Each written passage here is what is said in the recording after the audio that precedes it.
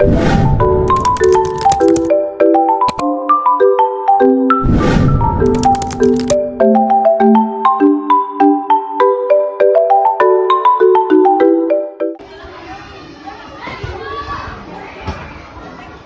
warahmatullahi wabarakatuh. Kayaknya siapkan terlebih dahulu.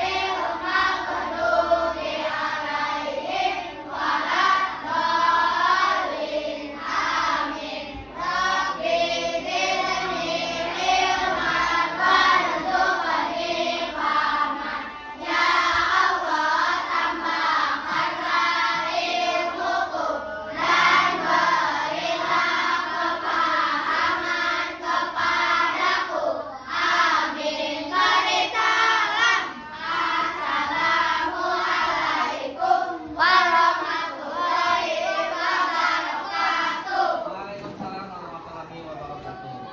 Gimana anak-anak, kabarnya sehat? Alhamdulillah. Siapa yang tidak masuk? Tidak Adel sama berarti 4 orang dari berapa? 31. Ya, oke. Kemudian untuk minggu kemarin kita sudah mempelajari materi apa? Surat Oke, untuk materi sekarang itu di materi hukum, ketentuan hukum halal dan haram. Kan ke depan. Ini ketentuan hukum halal dan haram. Yang belakang kelihatan nggak? Kelihatan. Capaian pembelajaran fase C pada elemen fikih peserta didik mampu memahami zakat, infak, sedekah dan hadiah, memahami ketentuan haji, halal dan haram serta mempraktikkan puasa sunnah. Jadi halal dan haram kategorinya masuk ke mata pelajaran fikih. Kemudian untuk tujuan pembelajaran, nah ini Bapak itu belajar sama kalian itu tujuannya ini. Yang pertama memahami ketentuan makanan halal dan haram.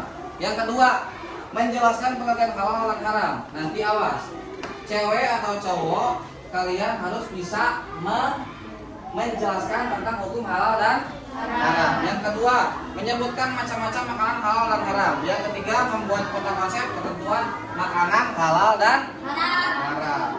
Ini makanan halal dan haram. Apa yang kamu ketahui tentang gambar tersebut? Ini apa? Ini kalau nggak salah namanya. Ini aja deh. Ini apa? Kemudian ini Nasi goreng. Nah, ini makanan halal atau haram? Yakin halal? Yakin halal? Halal. Kemudian yang selanjutnya. Nah, ini definisi atau pengertian makanan halal. Kalian bisa dicatat nanti biar nanti bisa kesimpulan. Untuk makanan halal dan haram, arti makanan halal. Arti makanan halal, makanan yang halal adalah makanan yang diizinkan oleh Allah Subhanahu wa taala untuk dimakan. Perintah untuk mengkonsumsi makanan halal terdapat dalam Al-Qur'an surat Al-Baqarah ayat 168. Untuk hadis tersebut bisa dilihat di buku kalian ya, biar Bapak yang membacakan. A'udzubillahi minasyaitonirrajim. Bismillahirrahmanirrahim. Ya ayyuhalladzina amanu la tuharrimu thayyibati ma ahallallahu lakum wa la ta'tadu. Innallaha la yuhibbul mu'tadin. Ya artinya, wahai orang-orang yang beriman, janganlah kamu mengharamkan sesuatu yang baik yang telah Allah halalkan bagi kamu, dan janganlah kamu melampaui batas. Sesungguhnya Allah tidak menyukai orang-orang yang melampaui batas. Nah, ini pengertian dari makanan halal. Kemudian, nah, itulah untuk macam-macam makanan halal Macam-macam makanan halal menurut zatnya, makanan halal menurut cara mengeluarkannya. Nah, tadi kan sudah disinggung ya sebelumnya, makanan halal dan makanan haram itu disebabkan dari sebab dan zatnya. Tidak semata-mata makanan itu menjadi halal atau menjadi haram karena tidak ada sebab dan zatnya. Kemudian mengkonsumsi makanan halal. Yang pertama terhindar dari murka Allah karena menjauhi larangannya. Yang pertama larangannya itu misalkan dapat mencuri, dapat ngambil dari orang lain. Kemudian yang kedua, tubuh kita akan selalu sehat karena yang dimakan adalah sesuatu yang baik dan enak. Yang ketiga, akan menghasilkan hati dan pikiran yang bersih karena mendapat curahan kasih sayang dari Allah Subhanahu wa taala. Kalau misalkan kalian ini masuk ke materi aja ya. Coba kalian pernah nggak, Pak, hafalan susah, Pak Hesya hafal genana, pernah nggak? Pernah. Nah, mungkin di sini nih, tubuh kita selalu sehat karena yang dimakan adalah sesuatu yang baik dan enak. Mungkin makanan yang kalian dapat minta tanpa izin dulu itu menjadi haram dan mengakibatkan kalian susah menghafal. Mengisi esai pilihan ganda nyontek. Itu kalau misalkan makanan kita halal, bersih, insya Allah nih cerdas. Ya, kemudian yang keempat akan memberi rezeki yang halal dan dilapang dadakan oleh Allah karena selalu mentaati Allah sebagai wujud rasa syukur. Sebelum makan baca apa? Doanya gimana? Makan, setelah makan ucapkan, paling simpel ucapkan alhamdulillah. Itu adalah bentuk syukur kita sudah diberi nikmat makan, kenyang, sehat, tidak bikin apa-apa, bersyukur alhamdulillah. Ini poin keempat. Yang kelima, menunjukkan kepada umat lain bahwa Islam adalah agama yang baik dan hanya mengajarkan kebaikan. Kalau kamu merasa kalau kamu tidak merasa Islam, berarti kalian sudah membiasakan makan tanpa doa. Sesudah makan tanpa doa. Makan tanpa, terus kemudian sesudah makan tanpa doa. Berarti itu tidak akan mendapatkan curahan kasih sayang dari Allah. Nah, ini poin berikutnya. Di sini ada gambar makanan, pakaian, kata pasangan rezeki hendaknya mencari yang halal. Karena jika itu halal, insya Allah berkah. Nah, ini ya. Ini bacaan yang di bawahnya itu. Yang pertama, mematikan hati dari keimanan pada Allah. Ini nih bacaannya. Kemudian akan menjadi penghuni neraka, mengikis keimanan, tidak dikabulkan Allah doa-doanya, tidak diterima Allah amalannya. Ini hal yang makanan, mau itu seblak, es, itu makan walaupun sahabat tanpa izin dulu itu haram. Nanti ini mengakibatkan ini. Lanjut. Hikmah mengonsumsi makanan yang halal. Yang pertama, mendapatkan kesehatan jasmani dan rohani. Karena apa? Makanan yang halal dan bersih itu akan menjadi akan menjadi vitamin, akan menjadi tubuh yang sehat. Kalau misalkan makanan haram, walaupun itu sehat secara biologis, tapi itu misalkan haram, itu sampai tubuh itu dikonsumsinya dia tidak akan bermanfaat. Ya kan? Yang kedua, supaya doa dikabulkan oleh Allah Subhanahu wa taala.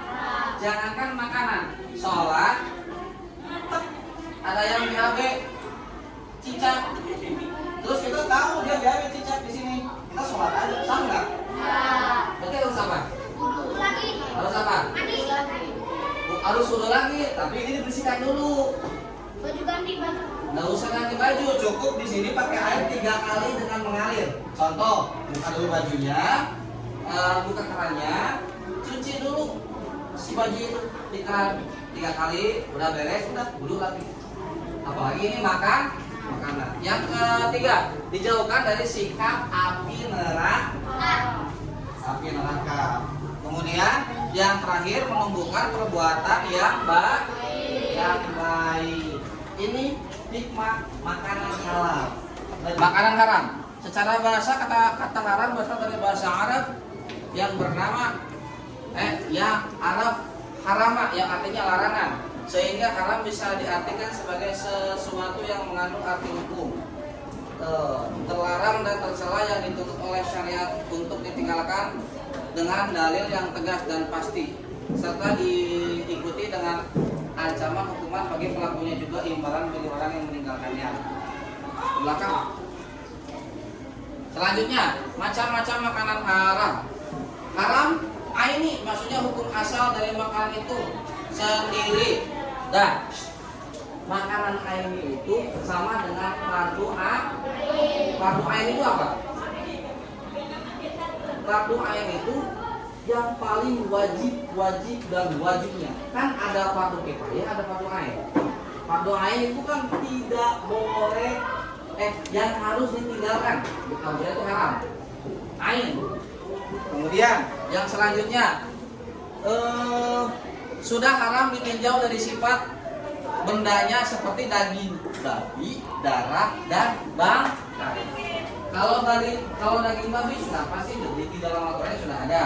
Kalau bangkai itu karena tidak disembelih dengan nama Allah. Dari materi halal dan haram ini, supaya tidak bosan, supaya enak, mari kita bernyanyi hukum halal dan haram. Ya, biasanya seperti biasa. Kita speaking dulu, oke? Speaking, sudah hafal lagunya? Oke, 1, 2, 3. Tak ada sebabnya bila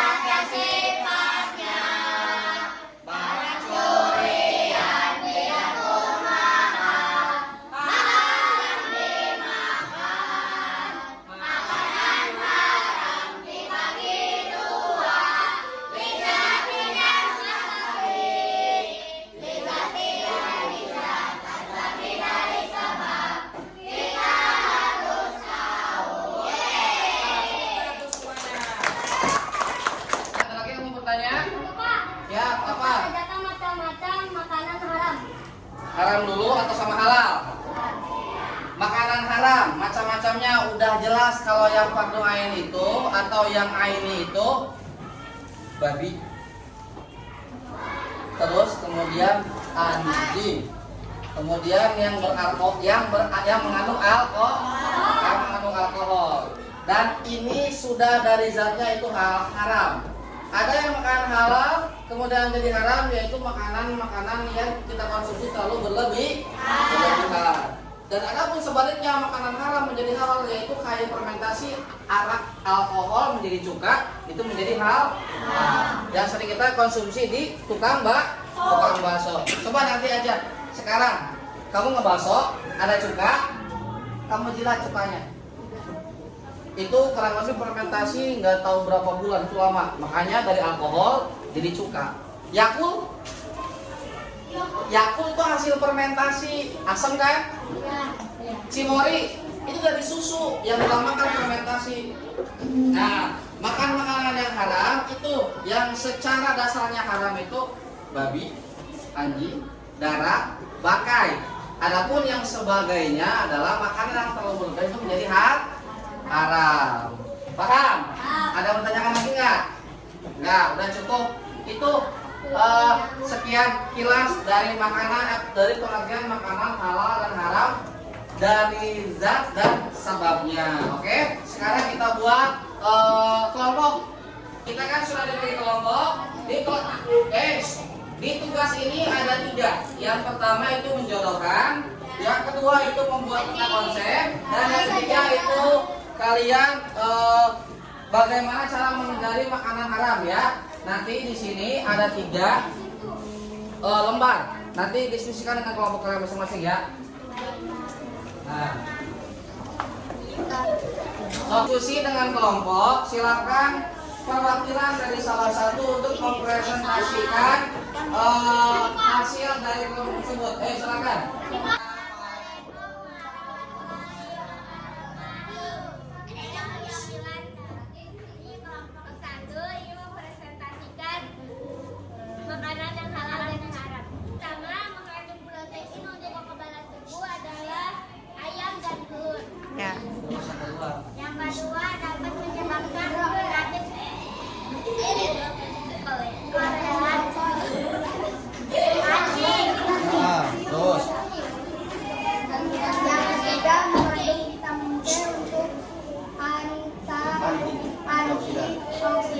lanjut. Terus kemudian dapat menyebabkan infeksi dari cacing kita.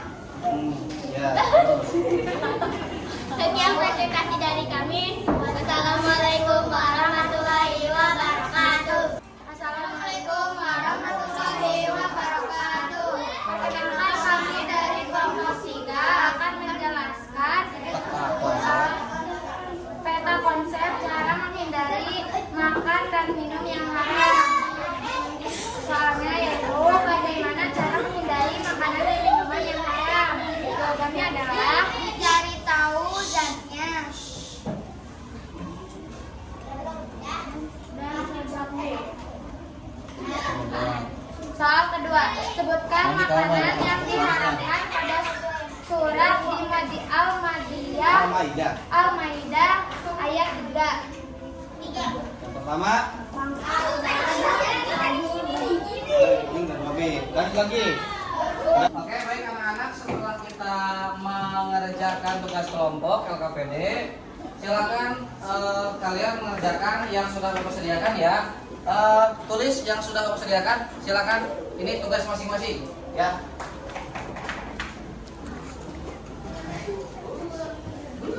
Baik anak-anak, apakah ada yang sudah selesai? Kalau ada yang sudah selesai, silakan maju ke depan. Oke, anak-anak, setelah kita langkah-langkah mengerjakan tugas kelompok dan individu, untuk materi hari ini kesimpulannya adalah sebagai berikut. Sebagai seorang muslim dengan mengkonsumsi makanan halal dan minuman halal juga merupakan salah satu cara untuk meningkatkan keimanan serta sebagai bentuk ungkapan rasa cinta kepada Allah Subhanahu wa Ta'ala sebagai Sang Pencipta. Karena apa? Alhamdulillah, syukur kita masih bisa dikasih atau masih dibedakan, gimana ya, intinya dikasih perbedaan antara halal dan haram. Coba kalau kita tidak tahu mana halal mana haram, pasti kalian akan makan semaunya, ya kan? Setelah kalian dihisab di akhirat, banyak umat muslim yang tidak masuk surga. Karena apa? Karena lebih banyak makanan yang haram dan tidak diberkahi. Oke, itu saja materi untuk hari ini yang berjudul ketentuan makanan halal dan haram. Kurang lebihnya mohon maaf. Bila taufiq wal hidayah. Wassalamualaikum warahmatullahi wabarakatuh.